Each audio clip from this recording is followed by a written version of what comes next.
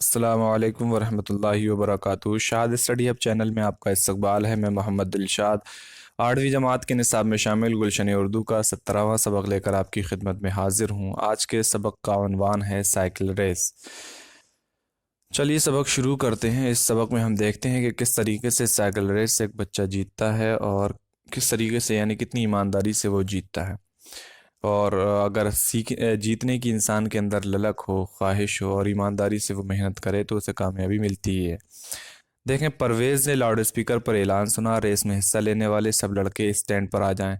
Race में हिस्सा लेने के लिए बच्चों के क्लब के सेक्रेटरी मजहरुद्दीन साहब माइक्रोफोन पर बोल रहे थे। खेल के सालाना मुकाबले जारी थे। परवेज़ ने ज़रा मायूसी के साथ अपनी साइकिल को स्टैंड की तरफ धकेला। मुकाबले में हिस्सा लेने वाले सभी लड़कों के पास नई साइकिलें थीं,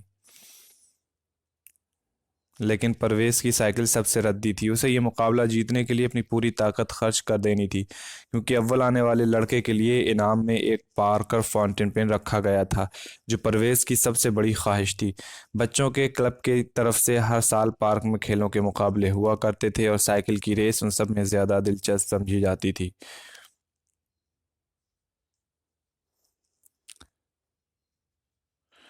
दूर दूर से लोग उसे देखने के लिए आते थे।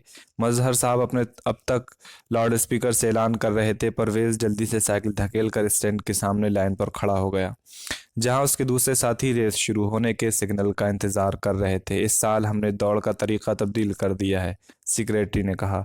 हर लड़के का जो इस दौड़ में हिस्सा ले रहा है एक नंबर मुकर्रर कर दिया जाएगा और लड़कों को 5-5 मिनट के बाद दौड़ाया जाएगा। इस तरह जो लड़का हुजूम के शोरगुल के दरमियान परवेज़ ने खेल के कानून गौर से सुने। पिछले सालों की बनिस्बत रेस का फासला इस साल से ज़्यादा कर दिया गया था और कानून बदल दिए गए थे। पहले रेस की पहले रेस शहर की चौड़ी सड़क पर होती थी, जो महज 1 मील लंबी थी और सब लड़कों को एक साथ छोड़ा जाता था। लेकिन इस बार रेस का मकाम शहर से बाहर एक दायरे में तय किया गया था, जिसका फासला 5 मील था और साथ ही साथ हर लड़के को 5 मिनट के वक्फे के बाद दौड़ाना तय हुआ था। हमें खुशी और फ़ख्र है, मज़हर साहब की आवाज़ उसे सुनाई दी, कि इस मरतबा रेस का फ़ैसला साइकिल के मशहूर चैम्पियन सुल्तान अहमद करेंगे। रेस में हिस्सा लेने वाले हर लड़के को नंबरों की एक पट्टी दे दी गई। परवेज़ का नंबर 7 था। आखिरकार सब तैयार हो गए। धाई रवांगी की बंदूक छोड़ी। लोगों के हुजूम से बड़ी जोर का शोर हुआ। टायरों के सरसराने की आवाज़ सुनाई दी और पहला लड़का साइकिल पर सवार तेजी से पैडल मारता हुआ जाता दिखाई दिया। दाहिनी तरफ मेज़ पर बैठे हुए क्लर्क ने डायरी में वक्त लिख लिया। 5 मिनट के बाद दूसरा साइकिल सवार रवाना हुआ। परवेज़ हर मिनट के बाद ज़्यादा बेचैन होता जा रहा था। जिस वक्त चौथा लड़का रवाना हुआ, ठीक उससे कुछ पहले लड़का हाँफता वापस आ गया था। उसने अपना चक्कर पूरा कर लिया था। क्लर्क ने घड़ी देखकर उसकी वापसी का वक्त भी नोट कर लिया। लोगों की दिलचस्पी और बेचैनी बढ़ती जा रही थी। परवेज़ ने अपने ऊपर काबू पाने की कोशिश की। उसका दिल जोर जोर से धड़क रहा था। उसकी बारी बिल्कुल करीब आ गई थी। अचानक उसका रंग पीला पड़ गया और वो कांपने लगा। बच्चों के क्लब के नगरा मजीद साहब वहीं करीब खड़े हुए थे। उन्होंने परवेज़ की हालत देखी तो पूछा, क्यों बेटा, क्या बात है, तबीयत ठीक है ना? जी हाँ, परवेज़ भर्राई आवाज़ में बोला। लेकिन ज़रा इसे देखिए। मजीद साहब ने उसकी उठी उंगली की तरफ देखा। साइकिल के अगले पहिए में हवा बिल्कुल नहीं थी। उन्होंने हमदर्दी से परवेज की तरफ देखा। वो बोले, इसका चिची वो बोले, इसका मतलब है तुम रेस में हिस्सा न ले सकोगे? जी नहीं, परवेज ने जल्दी कहा। पांचवा लड़का अब रवाना हो रहा है, यानी मुझे 15, अरे नहीं, 10 मिनट की मोहलत है। वो जल्दी से पलटा और करीब ही खड़े हुए एक लड़के से, जिसकी साइकिल में पंप लगा हुआ था, कुछ कह नहीं जा रहा था कि वो लड़का खुद ही पंप निकाल कर उसे देने लगा। हवा भरकर देखो, पंक्चर ना हो तो अच्छा है। लाइन से हटकर उसने जल्दी जल्दी ट्यूब में हवा भरी और फिर ये सोच कर कि कहीं रास्ते में हवा फिर निकल गई तो क्या होगा, उसने लड़के से कहा, भैया अगर तुम ये पंप रेस में साथ ले जाने की इजाज़त दो तो बड़ी मेहरबानी होगी। हाँ हाँ, शौक से ले जाओ। उसने खुशी से इजाज़त दे दी। नंबर 7 कहाँ है? लोगों ने लाउड स्पीकर पर आवाज़ सुनी। जी हाँ, वो मैदान के बाहर से चीखा। मैं परवेज़ अहमद नंबर 7 आ रहा हूँ। लेकिन वो अभी अपनी जगह से दूर ही था कि रवांगी की बंदूक छूटी। वो तेजी से लपका और जजों के करीब से गुजरते हुए बोला, मुझे देर हो गई जनाब, फिर भी दौड़ में शरीक समझिए। परवेज को अच्छी तरह मालूम था कि उसके रवाना होने का वक्त वही लिखा गया है जब बंदूक छूटी थी। हालांकि वो उसके कई सेकंड बाद साइकिल पर बैठ पाया था। जब वो लाइन पर पहुंचा था तो 10 सेकंड गुजर चुके थे। वैसे तो ये बहुत कम है, लेकिन किसी दौड़ में इतनी देर पहले या बाद में पहुंचने से ही बहुत असर पड़ता है। उसने किचकिचाकर अपने दांत भींच लिए और हैंडल पर झुक गया। तेजी से पैडल मारते हुए परवेज ने हालात पर नजर डाली। उसे तमाम लड़कों से तेज रफ्तारी मुकाबला करना था, जबकि वो देर से दौड़ा था और उसकी साइकिल के एक पहिए की हवा धीरे धीरे निकल रही थी। वो शुरू ही से अपनी पूरी ताकत से पैडल मारने लगा था, तब जबकि आमतौर पर इतनी ताकत आखिरी लम्हों में लगाई जाती है। उसे मालूम था कि पहले ही उसे देर हो चुकी है और अब उसे अपनी तमाम कोशिश साइकिल तेज चलाने में लगा देनी है। थोड़ी देर बाद उसके हाथ के अंगूठे दर्द करने लगे, जिनसे उसने पंप को हैंडल के साथ दबा रखा था। हालांकि वो ज्यादा भारी नहीं था, फिर भी उसे लटकाए रखने में दिक्कत हो रही थी।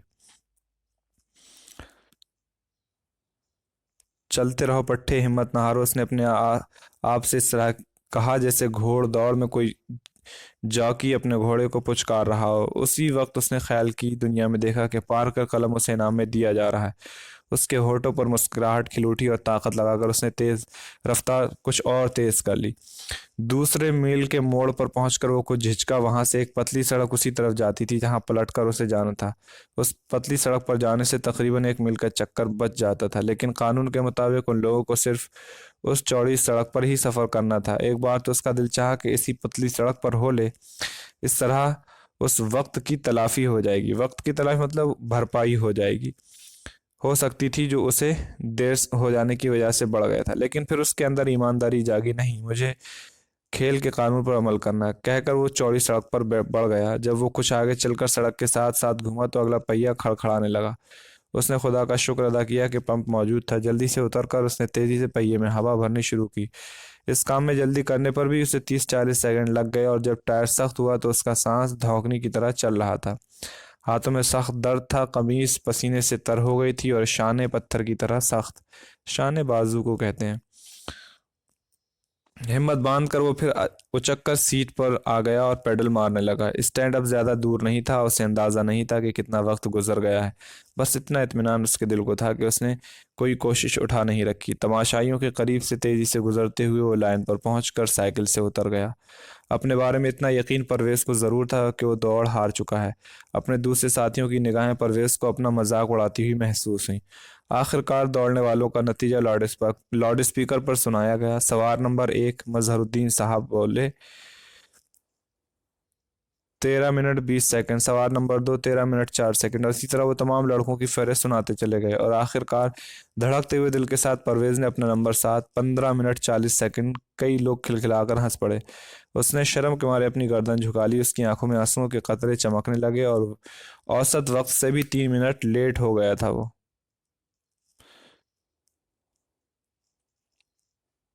और जब अव्वल आने का नाम पुकारा गया तो इसे यकीन ना आया, शायद उसके कान धोखा दे रहे थे। बच्चों के क्लब के सेक्रेटरी मजहरुद्दीन साहब ऐलान कर रहे थे, जी हाँ, नंबर 7 ही जीता है। खामोश रहिए, शोर ना कीजिए आप लोग। तमाम लोग उसकी तरफ इशारा कर रहे हैं। ये देखकर परवेज को यकीन करना ही पड़ा। लोग हैरान थे कि ये क्या हुआ, कि ये क्या मामला है।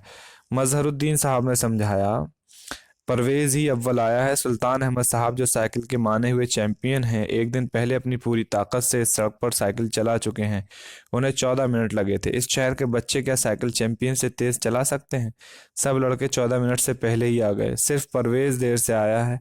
परवेज के अलावा बाकी सब लड़कों ने कानून को तोड़कर बेईमानी की है। अब परवेज को वो पतली सड़क याद आई जिससे 1 मील का चक्कर बचता था। परवेज जो गलती करते करते बचा था, वही गलती सब लड़कों ने की थी। साइकिल चैंपियन सुल्तान अहमद ने खड़े होकर माइक्रोफोन पर कहा, कामयाबी तक पहुंचने के लिए बहुत से रास्ते हैं, लेकिन सबसे छोटा रास्ता ईमानदारी, सच्चाई और दिली लगन का है। और सब लोगों ने तारीफ की निगाहों से परवेज की तरफ देखा, जो पार्कर फाउंटेन पेन इनाम में लेने के लिए स्टेज की तरफ जा रहा था। मुजफ्फर हनफी का ये लिखा हुआ है। मरकजी ख्याल अंग्रेजी से लिया गया है इसका। तो ये देखें किस तरीके से ईमानदारी से इंसान कामयाबी पाता है। उम्मीद है ये सबक आप समझ चुके होंगे और आप जो मशकें हैं आप अपने आप से उन्हें हल कर सकते हैं। मिलते हैं आपसे। और ये आखिरी सबक था इस किताब का, मतलब गुलशन उर्दू 8वीं जमात जो है की किताब जो है उसका ये आखिरी सबक है, और उम्मीद है कि आप इस सबक से, इस सीरीज से ज़रूर फ़ायदा उठाएंगे, दूसरों को भी ये शेयर करेंगे। मिलते हैं आपसे अगली वीडियो में एक नए सबक के साथ, दूसरी किताब के सबक के साथ। तब तक आप अपना ख्याल रखें। अल्लाह हाफिज़।